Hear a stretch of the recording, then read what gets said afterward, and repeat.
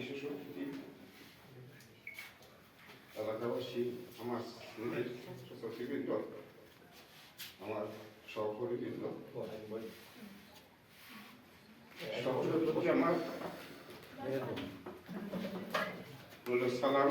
আসসালামু আলাইকুম ওয়া রাহমাতুল্লাহ।